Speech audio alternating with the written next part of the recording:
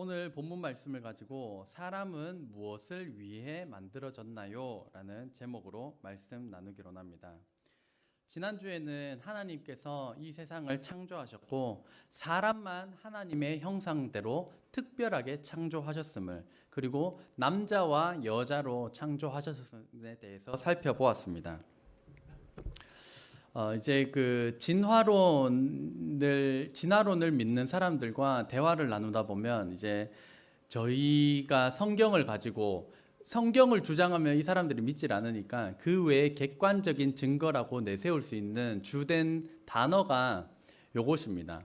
연속적인 중간 단계 화석이 없다라는 것입니다. 이게 뭐냐면 이제 이 도마뱀에서 새가 되는 거 아니냐라고, 진화가 되는 거 아니냐라고 하였을 때 항상 가지고 오는 사진이 요 시조새라는 겁니다. 그래서 이 시조새가 뭐 발톱도 있고 땅에 기어다니는데 날개가 있어가지고 이게 도마뱀에서 새로 넘어가는 거 아니냐, 요거 하나 가지고 주구장창 주장을 하는 겁니다. 그래서 연속적인 중간 단계 화석이 없다, 연속적인이라는 단어가 중요합니다. 왜냐하면 약간 설명을 좀 드리면, 도마뱀이 100번째로 진화가 되었고 새가 200번째로 진화가 되었다. 그러면 101번은 도마뱀에 가장 가까웠지만 새의 특징을 가지고 있고, 그러면 199번으로 가면 새의 특징을 거의 가지고 있지만 도마뱀의 특징을 가지고 있어야 하는, 그러니까 요거 화석으로 보자라면 100번과 200번은 한 개씩이라고 본다라면 중간 단계의 화석은 101번부터 199번까지, 그러니까 엄청나게 많이 발견되는 것이 이 중간 단계의 화석이어야 된다, 이런 뜻입니다. 혹시 조금 이해가 되시나요? 그래서 도마뱀과 200번은 한 개체로 존재하지만 이 중간에 내가 오늘 이렇게 막 푸드덕거리니까 갑자기 도마뱀이 날개가 달려서 날아갔던 게 아니기 때문에 그 수억 년의 시간이라는 것을 막 허구적인 것들을 들이댈 때 객관적인 증거가, 그러면 도마뱀스러운 것에서부터 새스러운 것까지 그 중간의 화석들이 무지하게 많이 발견돼야 되는데 딱 하나 이 시조새를 들이대는 것입니다. 하지만 성경은 처음부터 하나님께서 창조하실 때 종류대로 창조하셨다라고 말씀합니다. 12절 말씀 한번 같이 읽겠습니다. 시작. 땅이 풀과 각기 종류대로, 씨 맺는 채소와 각기 종류대로 씨 가진 열매 맺는 나무를 내니 하나님이 보시기에 좋았더라. 21절, 25절까지 같이 읽겠습니다. 하나님이 큰 바다 짐승들과 물에서 번성하여 움직이는 모든 생물을 그 종류대로, 날개 있는 모든 새를 그 종류대로 창조하시니 하나님이 보시기에 좋았더라. 하나님이 땅의 짐승을 그 종류대로, 가축을 그 종류대로, 땅에 기는 모든 것을 그 종류대로 만드시니 하나님이 보시기에 좋았더라. 아멘. 성경은 명확합니다. 하나님께서 처음부터 도마뱀은 도마뱀으로 만드셨기 때문에 지금도 도마뱀, 새는 처음부터 새로 만드셨기 때문에 지금도 새, 명확하게 증거하고 있습니다. 이 온 세상 만물을 만드신, 사람을 하나님의 형상대로 특별하게 창조하신 이 하나님을, 이 성경 말씀을 꽉 붙들고 확신하시는 저와 여러분 되시기를 주의 이름으로 축복합니다. 철학에서 가장 중요한 질문으로 시작하는 것이 무엇이 인간인가, 왜 살아가는가 하는 질문입니다. 이것은 철학에서뿐만이 아니라 우리 삶에 있어서도 굉장히 중요한 질문입니다. 언제쯤 던져보셨나요? 우리가 청소년기 시기에 질풍노도의 시기라고 하면서 나는 왜 살아가는가, 나는 누구인가, 이런 질문을 한 번쯤은 정말로 던져보셨을 텐데, 이것이 사춘기 때만 던지는 질문이 아니라 우리 인생 평생에 걸쳐서도 이 질문이 주어지고 반복될 때 이것에 대한 온전한 해답을 갖고 있다라고 하는 것은 굉장히 중요합니다. 왜냐하면 이 질문에 대하여서 올바른 해답이 없다면 인생은 굉장히 허무한 것입니다. 왜냐하면 우리가 태어날 때 내가 태어나고 싶어서 태어난 것이 아니라 내 의지랑 상관없이 태어났습니다. 태어나서 싸고 먹고 반복하다가 나이 들고 일하고, 그러다가 나이 들어 병들어 죽는 것, 인생에 내가 왜 살아가는지, 무엇을 위하여 살아가야 되는지 거기에 대한 온전한 해답이 없으면 인생은 굉장히 슬픈 것이고 굉장히 허무한 것입니다. 저도 이제 20살 때 하나님이 없는 것 같고, 그리고 성경이 거짓말인 것 같고, 천국과 지옥이 없는 것 같고, 그래서 죽으면 세상이 끝이구나, 죽으면 내 인생이 그냥 끝나는구나 라는 결론에 도달했을 때 제 마음에 먹었던 것이, 그러면 일찍 죽으나 늦게 죽으나 죽으면 끝 똑같구나, 나도 자살하자 라고 이제 20살 때 그런 마음을 먹었었습니다. 하지만 성경을 통하여서 인간은 누구인지, 어떤 존재인지, 왜 살아가야 하는지에 대하여서 성경의 해답이 딱 주어지고 난 그 이후로부터는 지금까지 인생의 허무함이라는 것을 겪어본 적이 없습니다. 하나님께서 사람을 창조하실 때 분명한 목적을 가지고 창조하셨습니다. 하나님의 형상을 닮은 우리는 무엇을 위해 살아야 할까요? 먼저 오늘 본문 1절 말씀을 다시 보면, 야곱아 너를 창조하신 여호와께서 지금 말씀하시느니라, 이스라엘아 너를 지으시니가 말씀하시느니라. 그래서 하나님께서는 우리의 구원자 되시고 우리의 보호자가 되십니다. 하나님께서 이스라엘을 지으시고 선택하시고 부르셨다라고 할 때 창조했다, 지으셨다, 이 창조주 하나님에 대하여서 자신을 계시하십니다. 이 창조주 하나님께서 창조하신 사람을 향하여서 두려워하지 말라라고 말씀하십니다. 왜냐하면 우리를 사랑하시는 아바 아버지 되신 하나님께서 우리 두려움의 문제를 해결해 주시기 때문입니다. 하반절 말씀에 보면 너는 두려워하지 말라, 내가 너를 구속하였고 내가 너를 지명하여 불렀나니 너는 내 것이라 말씀하십니다. 구속하였다는 것은 구원하였다는 것을 의미합니다. 당시 이스라엘 백성이, 이스라엘 나라가 망하여서 바벨론 포로로 있던 시절이었지만 하나님께서는 이 이스라엘을 다시 회복시킬 것을 기대하게 하시고 약속을 하십니다. 궁극적으로 이 구원하신 사건은 신약에 이르러서 하나님의 아들 예수 그리스도께서 이 땅에 오셔서 우리 죄를 대신하여 십자가에 대신 달려 돌아가시는 구원하신 사건을 예표하는 것입니다. 하나님께서는 선택하신 하나님의 자녀들을 내 것이라 부르십니다. 한번 따라해 보겠습니다. 나는 하나님의 자녀입니다. 한 번 더, 나는 하나님의 자녀입니다. 우리 자신이 창조주 하나님의 자녀임을 확신한다면 우리가 이 땅에서 두려워할 필요는 없을 것입니다.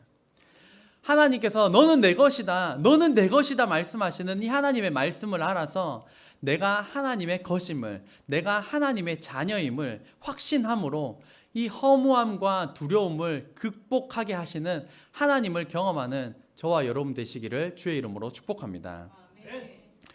오늘 본문 7절 말씀 한번 같이 읽겠습니다. 시작. 내 이름으로 불려지는 모든 자, 곧 내가 내 영광을 위하여 창조한 자를 오게 하라. 그를 내가 지었고 그를 내가 만들었느니라. 아멘. 하나님께서 사람을 창조하신 목적은 내 영광을 위하여, 하나님의 영광을 위하여 창조하셨다고 말씀합니다. 한번 따라해 보겠습니다. 하나님의 영광을 위하여. 이게 핵심 키워드입니다. 한 번 더 하겠습니다. 하나님의 영광을 위하여. 하나님께서 사람을 창조하신 목적이 하나님의 영광을 위하여 창조하셨습니다. 요즘 시대처럼 나 자신이 굉장히 강조되는 시점에서는 내가 나를 위해서 살아야지 무슨 하나님의 영광을 위하여야 라고 생각을 할 수 있지만, 하나님의 영광을 위하여 살아가는 것이 우리 사람으로 하여금 가장 행복할 수 있는 방법으로 하나님께서 이 삶의 방향을 우리에게 정해주신 것입니다.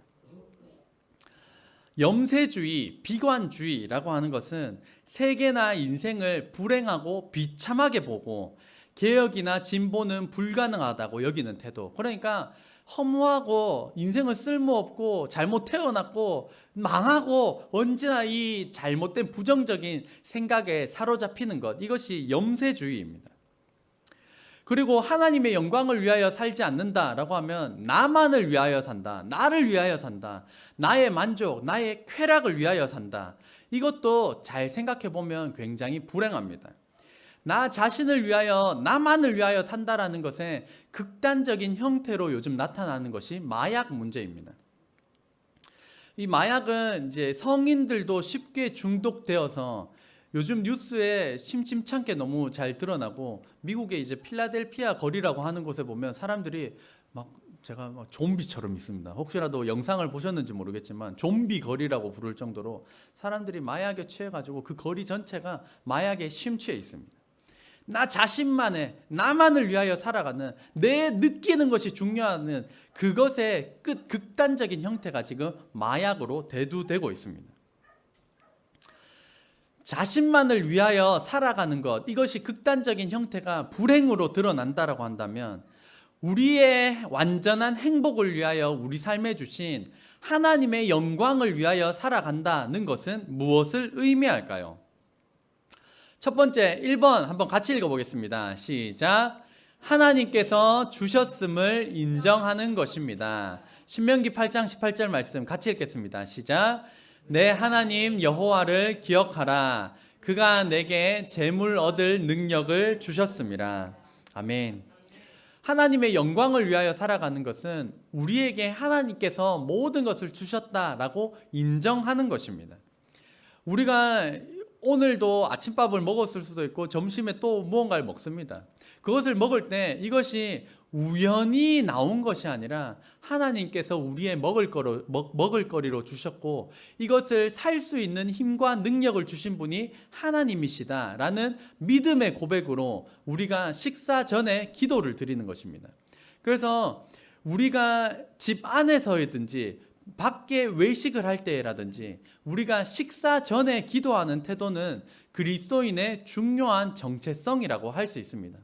부끄러워서 기도 못하지 마시고 어디에서든지 기도함으로써 우리 그리스도인의 정체성을 나타내시는 저와 여러분 되시기를 주의 이름으로 축복합니다. 우리의 집도 마찬가지입니다. 지난주에 살펴봤던 것처럼 하나님께서 우리에게 지혜를 주시지 않았다면 우리도 땅굴 파서 살아가는 동물과도 비슷한 것처럼 살아갔겠지만, 하나님께서 특별히 하나님을 닮도록 사람을 지으셨기 때문에 이런 쾌적한 공간에서 아파트, 주택, 빌라라고 하는 그런 건축물에 우리가 살아갈 수 있는 것입니다. 그 건축물을 지을 수 있는 지혜를 주신 분이 바로 하나님이시라고 우리가 고백하는 것입니다. 하나님께서 주셨다라는 것을 인정하는 조금 더 심화된 개념으로는 우리 인생 가운데 성공과 고난이라는 이 과정도 하나님께서 우리에게 허락하셨다, 하나님께서 우리에게 주셨음을 인정하는 것입니다. 성공을 인정하는 것은 너무나도 쉽습니다. 성공을 통하여서 하나님의 영광을 드러내는 것은 너무나도 쉬운 부분이지만, 고난을 통하여서 나를 다듬어 가시는, 고난을 통하여서 나를 성장하게 하시는 그 하나님을 하나님께서 주셨다라고 인정하는 것은 굉장히 힘든 부분이지만, 그럼에도 불구하고 성공과 고난, 이 모든 것을 주신 분이 하나님이시라는 것을 우리가 겸손하게 인정하는 것으로부터 우리가 하나님께 영광 올려드리는 삶의 태도가 시작되는 것입니다. 물론 우리 인간의 모든 고통은 우리의 죄로 인하여서 시작된 것입니다. 모든 고통의 원인은 죄로부터 시작되는 것입니다. 그럼에도 불구하고 고난이라고 하는 것은 하나님께서 우리를 다듬어 나아가시는 한 방편입니다. 하나님께서 모든 것을 주셨음을 인정함으로 하나님께 영광 올려드리는 저와 여러분 되시기를 주의 이름으로 축복합니다. 두 번째로 하나님의 영광을 위하여 살아가는 것, 2번 같이 읽겠습니다. 시작. 하나님께 예배드리는 것입니다. 하나님께서 우리에게 모든 것을 주셨다라고 인정하기 때문에 우리가 예배를 드립니다. 하나님께서 주셨다는 것을 인정하는 사람들만 예배를 드립니다. 하나님께 예배 드릴 때 마음을 다하여서 예배 드리시기를 주의 이름으로 축복합니다. 우리 옆 사람에게 이야기합시다. 마음을 드립시다. 마음을 드립시다. 네. 마음 안 드리면 잠이 오고 마음이 안 드리면 여기가 어딘가, 난 여기, 난 누구, 여긴 어디. 하나님께 예배드릴 때 우리의 마음을 드려야 합니다. 마음을. 한 이야기가 있습니다. 천국에서 천사가 하나님께 물었습니다. 아니, 저 교회에서 수백 명이 지금 찬양을 드리는데 왜 어린아이 목소리만 들리나요? 라고 하였을 때 하나님께서는 이렇게 대답해 주셨습니다. 수백 명이 찬양을 드려도 어린아이 찬양만 들리는 이유는 어린아이만 마음을 다해 찬양하기 때문이란다. 우리가 예배드릴 때 때로는 마음을 놓치고 하나님께서 모든 것을 주셨다는 사실도 잊어버리고 감사를 잃은 채 형식적인 예배를 드릴 때가 우리 삶 가운데도 종종 있습니다. 그럼에도 불구하고 마음이 있든지 없든지 예배의 자리를 지키는 것은 굉장히 중요한 태도라고 할 수 있습니다. 한 번 더 옆 사람에게 이야기합시다. 그래도 예배를 드립시다. 예를 들어 마음과 열정이 있을 때만 예배를 드리겠다라고 한다면 예배는 무너지게 될 것입니다. 예배만 그러한가? 아닙니다. 우리 삶의 모든 부분이 그렇습니다. 공부하는 학생이 내가 공부하는 마음이 있을 때만 공부할 거야. 그러면 1년 내도록 공부할 일이 잘 생기지 않을 것입니다. 직장인들이 내가 일할 마음이 있을 때만 일하겠어. 이러면 맨날 휴가를 써야 될 겁니다. 운동선수가 힘들다고 나 오늘 운동할 마음이 생기면 운동하겠다. 그러면 운동선수를 포기해야 하는 것입니다. 피겨 스케이팅으로 한동안 우리의 마음을 푸근하게 만들어 주었던 김연아 선수가 있습니다. 이 김연아 선수가 이제 나이키 광고를 찍었었는데 그 광고에 보면 아이스링크장이 검정색 글씨로 너는 불가능해, 너는 안 돼, 너는 실패자야, 막 이런 글씨들이 바닥에 잔뜩 쓰여져 있습니다. 그러면 김연아 선수가 그 아이스 연습을 하면서 막 거기를 지나가면 글씨가 삭삭삭삭삭삭 이렇게 지워집니다. 그러면서 하도 연습을 많이 해서 그 아이스링크장의 검정색 글씨가 다 사라질 때쯤 마지막에 문구 하나가 나옵니다. 나이키의 대표적인 문구 Just do it 이게 딱 나옵니다. 이게 한국말로는 그냥 해라, 그냥 그것을 해라 라고 하는 의미가 Just do it입니다. 우리가 예배를 드릴 때도 마음을 다해 예배 드리는 것 너무나도 중요하지만 마음이 식었을 때에도, 마음이 불편할 때에도, 마음이 없을 때에도, 그럼에도 불구하고 그냥 해 나아가는 것이 우리에겐 너무나도 중요한 태도라고 할 수 있습니다. 하나님께서 정해주신 시간에 맞추어 형식적임에도 불구하고 예배 드리는 것은 매우 중요한 태도입니다. 나아가서 마음을 다한 예배로서 또한 정규적인 예배를 드림으로 하나님의 영광을 드러내는 저와 여러분 되시기를 주의 이름으로 축복합니다. 세 번째로 3번 같이 읽겠습니다. 시작. 하나님을 나타내고 자랑하는 것입니다. 하나님의 영광을 위하여 산다는 것은 하나님을 나타내고 하나님을 자랑하는 것입니다. 자랑, 그것이 곧 나타내는 것입니다. 여러분이 혹시 최근에 자랑했던 일이 무엇입니까? 아니면 자랑하고 싶었는데 그거 자랑 못했다 라고 마음에 남는 것은 무엇이 있습니까? 저희 장남인 초등학교 2학년 우리 하늘이가 얼마 전에 이제 점수를 받았는데 40점을 받았습니다. 그래서 그 40점이란 점수는 그 전날 예습을 했음에도 불구하고 받아온 점수가 40점이었습니다. 40점, 이거는 누가 물어봐도 대답 안 해주고 싶은 점수입니다. 그런데 최근에 받아쓰기 100점을 받아왔습니다. 그래서 그거는 누가 안 물어봐도 이거 어떻게 말하지? 이 대화의 주제가 안 맞는데 이거 어떻게 말하지? 막 입이 막 근질근질한 내용입니다. 저는 이제 자녀가 3명이라는 사실이 또 얼마나 감사하고 얼마나 자랑스러운지 모르겠습니다. 그래서 누가 물어보지 않아도 내가 애가 3명인데 그거 말하고 싶어가지고 입이 근질근질거릴 때가 있습니다. 나타내고 싶다는 것은 자랑하고 싶다는 것입니다. 그렇다면 왜 하나님을 나타내고 자랑해야 할까요? 말하지 않으면 알 수 없기 때문입니다. 말하지 않으면 모르기 때문입니다. 이런 상황을 종종 남녀 커플 이 대화 속에서 우리가 찾아볼 수 있습니다. 남녀 커플이 다툴 때 다투고 나면 보통 대부분 남자들이 먼저 사과를 합니다. 미안해. 그러면 넘어가면 좋겠는데 여자들이 꼭 묻습니다. 뭐라고 묻죠? 뭐가 미안한데? 네, 뭐가 미안한데? 그러면 이제 남자는 굉장히 당황스럽지만 일단 위기부터 넘기고자 말을 이어갑니다. 내가 다 잘못했다니까? 얼버무려서 넘어가려고 하는데 여자가 다시 물어봅니다. 뭘 잘못했는데? 자존심 문제가 아닌데도 남자는 이게 굉장히 자존심이 상하고, 그리고 여자를 사랑하니까 자존심을 굽혀서 한 번 더 용기 내서 이야기를 합니다. 내가 뭘 잘못했는지 알려줄래? 도저히 아무리 생각해도 모르니까 이야기를 합니다. 남자로서 최선을 다했지만 여자는 이렇게 말합니다. 내가 그런 것까지 알려줘야 돼? 내가 그런 것까지 알려줘야 돼 라고 할 때는 이제 여자로서는 이걸 말하면 너무 사소한 것 같아서 굉장히 쪼잔해 보이니까 말하기는 좀 그렇고, 근데 말을 안 하자니 이 내 마음에는 계속 거슬리고 신경 쓰여서 그런 것까지 알려줘야 돼 라고 차마 말을 못하는 것입니다. 근데 아니 자매님들, 남자로서 정말로 모르는 거를 어떡하란 말인가요? 여자가 설명해 주지 않으면 대부분의 남자들은, 일부 섬세한 남자들 제외하고 우리 섬세한 준범 형제처럼 이 섬세한 사람들을 제외하고는 이 알려주지 않으면, 말하지 않으면 그런 것들을 알기가 굉장히 어렵습니다. 심지어 대놓고 말해줬는데도 그게 왜 모르는 남자들 넘쳐납니다. 우리는 누군가가 알려줘야만이 알 수 있는 존재입니다. 미국 타임즈지 10대 슈퍼푸드 중에 하나가 귀리로 선정되었습니다. 귀리가 영어로는 오트이고, 이것을 아침 식사 막 죽처럼 만들어 먹는 것을 이제 오트밀이라고 붙입니다. 귀리의 효능, 제가 몇 개 좀 조사를 해봤습니다. 그냥 너무 쉽게 나옵니다. 장운동, 변비에 좋다. 그리고 항산화 효과, 노화와 각종 질병이 예방된다. 이게 슈퍼푸드라고 합니다.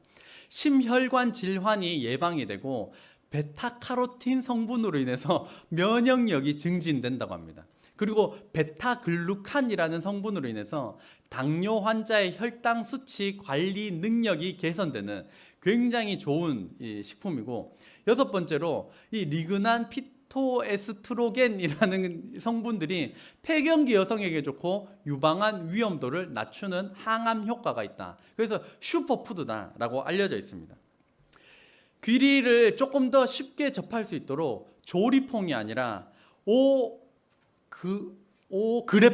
오그레퐁이라는 식품이 나올 정도입니다.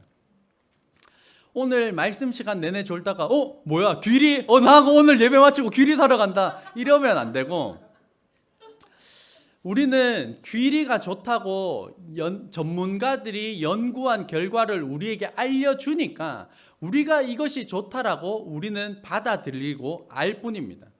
우리가 연구하지 않으면 우리가 스스로 알 수 있는 방법이 없습니다. 마찬가지로 하나님에 대해 나타내고 하나님에 대해 자랑하고 알려주어야 하는 이유는, 우리가 말하지 않으면, 우리가 나타내지 않으면 사람들은 알 방법이 없다는 것입니다. 우리가 속해 있는 학교에서, 직장에서, 사회 속에서 내가 교회 다니는 것도 모르고 내가 하나님 믿는 사람인 것도 모르고 꽁꽁꽁 감춰두고 있는 것은 하나님 앞에서 우리의 신앙이 부끄러운 것입니다. 하나님을 나타내고 자랑해야 합니다. 하나님을 나타내고 자랑하는 것이 하나님의 영광을 위하여 살아가는 방법입니다. 하나님을 나타내는 구체적인 방법, 이것이 부모와 자녀 사이에서 주로 이어지는 부분이긴 한데, 1번 한번 같이 읽어보겠습니다. 시작. 모든 주제에 틈만 나면 하나님과 연결지으라. 이 부분은 내 자녀에게 성을 이야기할 때라는 기독교 서적에 나오는 부분입니다. 이 책에 유익한 내용들이 많지만 그 중 하나가 모든 주제에 틈만 나면 하나님과 연결지어서 자녀에게 이야기해 주라는 것입니다. 예를 들면 저희 막내 5살 하엘이가 묻습니다. 여기 왜 눈썹이 있어? 저한테 묻습니다. 그러면 여기 눈썹은 혹시라도 땀이 이렇게 내려오면 여기서 땀이 눈에 들어가지 않도록 막아주는 것이지만 무엇보다 하나님께서 그렇게 만드셨어. 그러면서 어떻게 해서든지 하나님 이야기를 넣는 것입니다. 저희 하늘이는 도마뱀을 좋아합니다. 그러면 도마뱀 너무 예쁘지 않아요? 그러면 도마뱀 너무 예쁘다. 정말 하나님께서 만드신 도마뱀이 너무 아름답다. 이러면서 모든 주제에 틈만 나면 하나님 이야기를 자녀에게 부지런히 가르쳐 줘야 한다는 것입니다. 그렇게 실 한 오라기만큼 연결고리가 있으면 그것을 연결지어서 하나님 이야기를 꺼내는 것, 하나님을 나타내고 자랑하는 것, 이것이 하나님을 나타내는, 하나님의 영광을 드러내는 구체적인 방법이 될 것입니다. 두 번째로 하나님을 나타내는 구체적인 방법, 같이 읽겠습니다. 시작. 하나님께서 하셨습니다를 선포하라. 할렐루야. 그래서 할렐루야는 명령형으로 하나님을 찬양하라 라고 하는 것이지만, 예를 들어 누가 우리에게 이거 어떻게 한 거예요? 정말 대단합니다 라고 하면 할렐루야 라고 이야기를 한다면 뭐 하나님께서 하셨나 보다, 이렇게 다른 사람들도 직간접적으로 느끼게 될 것입니다. 하나님께서 하셨습니다. 제가 몇 가지 질문을 만들어 왔습니다. 그러면 우리 성도님들 오른손을 한번 들어보시겠습니까? 오른손을 들고 제가 질문을 하면 하나님께서 하셨습니다 이렇게 큰 소리로 외치는 겁니다. 아시겠습니까? 제가 한번 해보겠습니다. 누가 하셨습니까? 하나님께서 하셨습니다. 큰 목소리로 해주시면 좋겠습니다. 성공한 비결이 무엇입니까? 하나님께서 하셨습니다. 자녀를 어떻게 이렇게 훌륭하게 키우셨나요? 하나님께서 하셨습니다. 건강을 유지하는 비결이 무엇입니까? 하나님께서 하셨습니다. 어떻게 좋은 대학, 좋은 직장에 들어갔습니까? 하나님께서 하셨습니다. 이것이 우리 그리스도인의 정체성, 하나님께 영광을 올려드리는 태도입니다. 내가 했는데, 내가 자녀 양육을 했는데, 내가 열심히 일했는데, 내가 공부했는데 라고 하는 것은 하나님의 영광을 자신이 가로채는 것입니다. 하나님께서 하신 일을 자신의 영광으로 가로채지 않고 하나님을 나타내고 자랑함으로써 하나님의 영광을 위해 살아가는 저와 여러분 되시기를 주의 이름으로 축원합니다. 기도하겠습니다.